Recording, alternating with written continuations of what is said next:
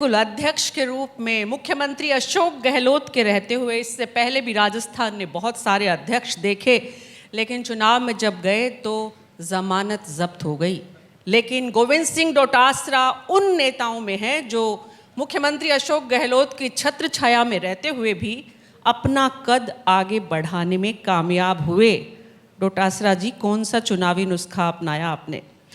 ऐसा कुछ भी नहीं है। देखिए, जो हमारे सीनियर लीडर होते हैं, बुजुर्ग होते हैं, उनके अनुभव का आप लाभ लें, उनका आशीर्वाद लें, कड़ी मेहनत करें, जनता के बीच में अपने आप को बनाए रखें। जनता क्या चाहती है उसके मुताबिक आप लोग अपनी आवाज़ भी उठाएं और विकास का काम अगर सरकार है तो वो भी कराएं। तो मैं समझता हूँ कि जनता निराश नहीं करती, और जनता निराश नहीं करती तो जो भी लीडरशिप है वो उसको एक्सेप्ट भी करती है और उसको आगे भी बढ़ाती है। गोविंद सिंह डोटासरा जी, अध्यक्ष बनने के लिए आप किसको धन्यवाद देते हैं, अशोक गहलोत को या सचिन पायलट को राजस्थान की राजनीति में?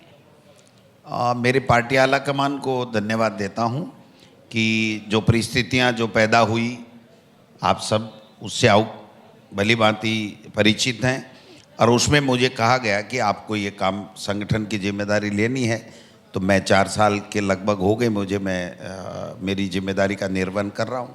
जी, आपकी जिम्मेदारी के निर्वहन में विधानसभा चुनाव के नतीजे निश्चित रूप से गोविंद सिंह डोटासरा के पक्ष में जाते हैं।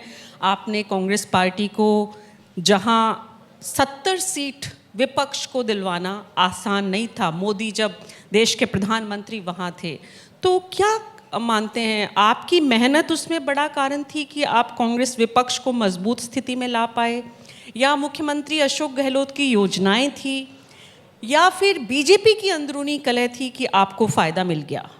किसी भी पार्टी की सरकार में आना हर उन तमाम हजारों लाखों कार्यकर्ताओं की मेहनत होती है।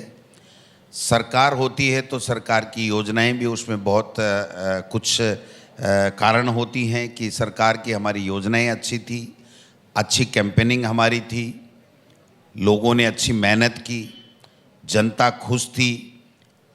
तो सब चीज़ें मिला करके, और जो हमारे नेता राहुल गांधी जी ने जो भारत जोड़ो यात्रा की थी, और जिन मुद्दों को लेकर के देश में जो नफरत का जो जहर घोला जा रहा था उसको मोहब्बत की दुकान में बदलने के लिए जो यात्रा की, मैं समझता हूं कि उन तमाम मुद्दे, हमारी सरकार की गुड गवर्नेंस, हमारी सरकार की योजनाएं, हमारे सीनियर लीडरशिप की जो मैं समझता हूं कि स्ट्रेटजी, हम सब लोगों की मेहनत, और जो चुनाव लड़ने वाले व्यक्ति हैं उनका अपना व्यक्तिगत भी योगदान, ये सब चीज़ें मिला करके हम 39% वोटों पे पहुँचे थे।